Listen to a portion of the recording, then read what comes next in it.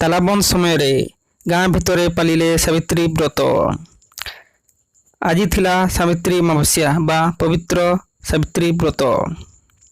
ଓଡ଼ିଆ ଜାତିର ପର୍ବପର୍ବାଣୀ ଓ ପରମ୍ପରାକୁ ଆଧାର କରି ହିନ୍ଦୁ ଧର୍ମର ସଧବା ବା ବିବାହିତା ନାରୀମାନେ ନୂଆ ଶାଢ଼ୀ ପରିଧାନ କରି ଫୁଲ, ଧୂପ, ଦୀପ, ସିନ୍ଦୁର, ଅଳତା, ଚୁଡ଼ି ଓ ଫଳମୂଳ ନେଇ ଲକ୍ଷ୍ମୀନାରାୟଣଙ୍କୁ କଳସ ଚଢ଼େଇ ପୂଜାର୍ଚ୍ଚନା କରନ୍ତି ଏବଂ ପୂଜା କରିସାରିବା ପରେ ପୂଜାରେ ବ୍ୟବହୃତ ହୋଇଥିବା ଫଳର ଅଧାକୁ ନେଇ ଘରକୁ ଯାଆନ୍ତି ଏବଂ ସ୍ୱାମୀଙ୍କ ହାତରୁ ପାଣି ପିଇ ଫଳକୁ ଖାଇଥାନ୍ତି, ଯାହାଦ୍ୱାରା ସ୍ୱାମୀଙ୍କ ଆୟୁ ଲମ୍ବା ହୋଇଥାଏ ବୋଲି ହିନ୍ଦୁ ଧର୍ମରେ ବିଶ୍ୱାସ କରାଯାଏ।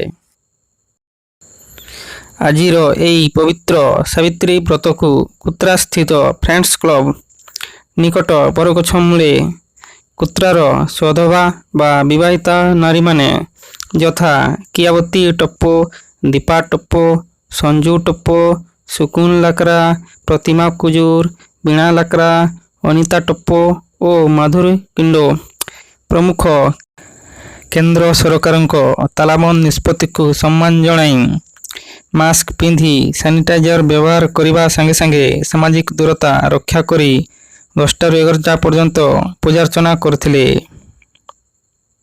କିଆବତୀ ଟପ। ଆପଣ କୋଉଠାର ଅଟନ୍ତି? କୁତ୍ରାବାସୀ। ଆଚ୍ଛା, ଆଜି ଏଠାରେ କ'ଣ କରୁଛନ୍ତି? ଆଜି ସାବିତ୍ରୀ ଅମାବାସ୍ୟା। ହଁ, ଆଉ ଆମେ ସ୍ୱାମୀମାନଙ୍କ ପାଇଁ ଦୀର୍ଘାୟୁ ପାଇଁ ବି ଟଙ୍କା ସିନ୍ଦୁର ଆମର ଦୀର୍ଘ ରହୁ ବୋଲିକି ଆମେ ପୂଜା ଅର୍ଚ୍ଚନା କରିଛୁ। ଏଠାରେ ଫଳମୂଳ ଦୀପ ନେଇକି ବହୁତ ପ୍ରକାର ଫଳ ଆଣିଥିଲୁ। ଆଉ ଏଠାରେ ବ୍ରାହ୍ମଣ ବି ଆଜି ଆସିକି ପୂଜା କରିଦେଲେ।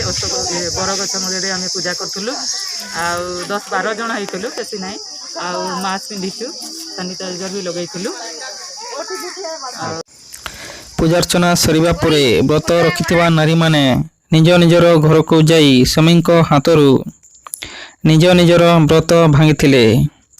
କ୍ୟାମେରାମ୍ୟାନ୍ କୁତ୍ରାରୁ କୃଷ୍ଣ କୁମାର ଲାକଡ଼ା।